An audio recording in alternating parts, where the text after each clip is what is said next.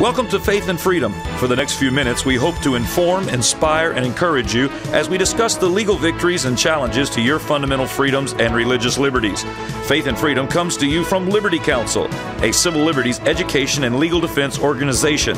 Join us now as Matt Staver, the President and General Counsel of Liberty Counsel, explains the latest legal issues all across this country in the courtrooms of America. Liberty Counsel is winning the battle for your constitutional freedoms. Center for Disease Control is covering up abortion data, and it may be linked to the Obama administration. Hi, I'm Matt Staver, founder and chairman of Liberty Counsel and dean of Liberty University School of Law. Joining me is Matt Barber, vice president of Liberty Counsel Action and associate dean for the law school. Matt, the Media Matters organization is a liberal George Soros kind of supported organization, but it has uncovered an internal memo, maybe not intentionally, and it's now gotten into the hands of other individuals, and it's been reported in Human Events now. With regards to the Centers for Disease Control, each year since 1969, the CDC, which is a governmental agency, has published its abortion surveillance system. And now it looks like that, in fact, they have covered up the most recent report regarding abortion statistics. Well, Eric Erickson with RedState.com, a popular conservative blog, did a little investigation into this, and that actually prompted Media Matters to look into it as well in order to try to discredit Eric Erickson. They ended up actually bolstering his case. He contacted the CDC to inquire as to when they normally release this, since 1969, this abortion surveillance system statistical information publicly after Thanksgiving. Well, he contacted the CDC to inquire if and when the data would be released. He was told, in quote, that the CDC will not, and this is a quote, will not have stats available at any time in the near future, and that there are, quote, no plans for them to come out anytime soon. So something that the government has done for 40 years, the Centers for Disease Control and Prevention has released abortion stats publicly. They were now planning, at least they may be reversing course now that they've been caught. There's some question. Now they're tentatively saying they may go ahead and release the information in February because they've been exposed.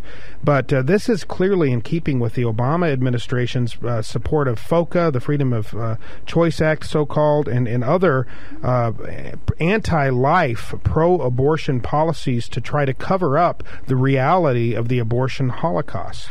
Yeah, now, you've got, if you look at this, since 1969, CDC, this was even before the Roe versus Wade decision in 1973, has been releasing this abortion surveillance system. And it is published in their journal called the Mortality and Morbidity Weekly Report. It usually comes out the week after Thanksgiving.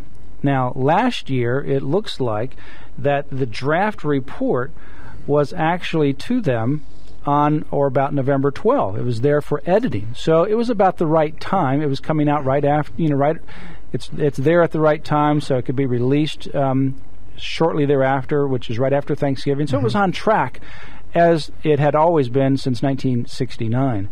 But then it didn't come out. And so that's when Eric Erickson began to investigate, where's the report? And then he's actually told it's not coming out anytime soon. We'll not have stats, and as you quoted there, we have no plans for them to come out anytime soon. Well, what happened in this 40-year history when, in fact, they had a draft report to them by November 12?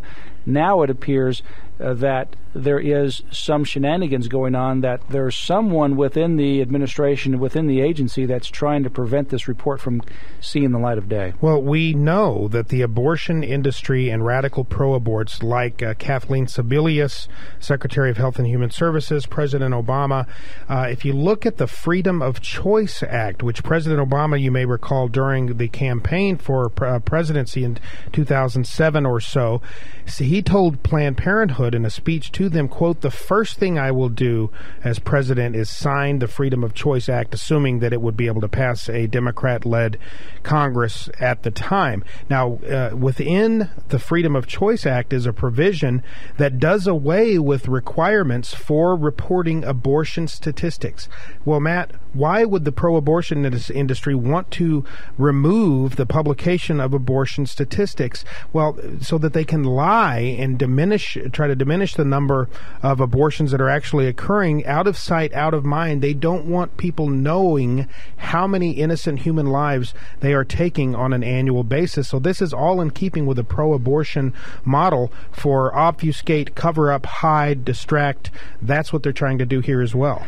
One of the things that people are looking forward to 2012 to have a change in our White House, and also more change in the Senate and the House, continuing on with the changes that we saw in 2010. The problem that we have to also address when we get beyond 2012 is that this Obama administration, and President Obama particularly, has put all of his like-minded people in all of these governmental agencies. So even though President Obama, if he were to leave office and be voted out by the people, what we have left behind are all of these residuals that he has appointed, some of them to 6-year terms, some of them to lower-level positions, but they're going to have basically almost a tenure-like status there. They're going to be hanging around doing all the day-to-day things like these reports, things up in Washington, D.C., all these governmental agencies. And what we're going to see is we're going to have residuals of those individuals there. We're going to have a house cleaning as well, because this is the kind of rotten eggs that he's leaving behind. Well, people need to understand within the executive branch appoints, they can put in political appointees, which, as you point out, are temporary. They're basically there for the life of the executive. However, and I say the life, I mean the political life of the executive. However long the president is in office, his political appointees will remain in their positions within groups like, for instance, the CDC. Well, some of them will actually exceed, because once he appoints some of these, they're for 6-year terms. Well, and there are some that are basically lifetime hires. They're employees. That's right. So they're going to survive his presidency. That's right. And that takes you back then to 2007 and 2008. People need to get involved and vote, because this is the kind of nonsense that happens. This is the kind of destructive activity that happens when people don't vote their values, and when they get wooed by just a lot of rhetoric that President Obama wooed the American public with. That's the stupidest thing that people can do is have a protest vote, which is a non-vote. If you want people who represent your values, and you want to see our culture and our country head down a path that embraces life, that embraces biblical models of sexual behavior and so forth, then you have to get out and vote for like-minded individuals. And when people get discouraged for one reason or another and say, well, I'm just not going to vote this year, you're exactly right. This is the very real, very tangible effect of that, is we get people in there who are hostile to the values that we hold near and dear. That's right. Well, Obama is the most pro-abortion president in American history. When he was on the Senate in Illinois, he's the person who actually stopped the Born Alive Infant Protection Bill there in Illinois that would have at least said, once the child is born, give them some medical treatment. He supported infanticide by killing those bills. They were eventually passed at the United States Congress, but this is the kind of president that we have. We have a president who funds abortion around the world, who tries to advocate for more liberal abortion laws around the world, funds abortion in the District of Columbia, wants to fund abortion through the Obamacare bill, and then now wants to cover up these statistics.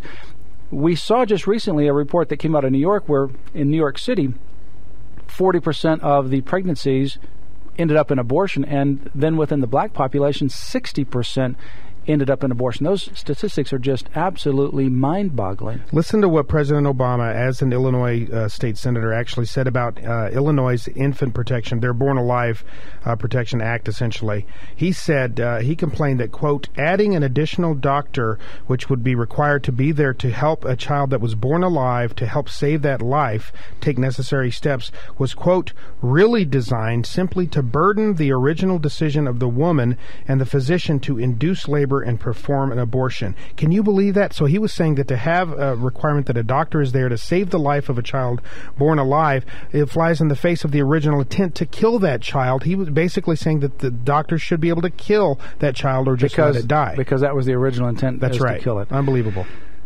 How do you have a president elected with that kind of philosophy? You do it because people don't vote. And now we need to have people get involved and get organized, to get mobilized. Go to Liberty Counsel's website, lc.org. Go to the little icon on the left. Sign up for the Freedom Federation Network, or the network right there.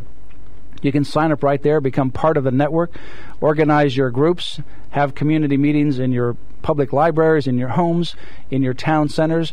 Go to lc.org and sign up for the network right there on the top of the left page in the blue icon. Get involved, make a difference, and make a difference not only this year but in 2012. You have been listening to Matt Staver of Liberty Counsel. Our hope is to encourage and inspire you to stand up for your faith, family, and freedoms. We can accomplish a lot when we work together. Get informed and get involved today. Sign up for our free monthly newsletter, The Liberator. We will send it out to you free of charge. Stay informed with our Liberty Alert email update. Just click on the website at www.lc.org or call us at 1-800-671-1776. Tune in next time to learn more about your rights right here on Faith and Freedom.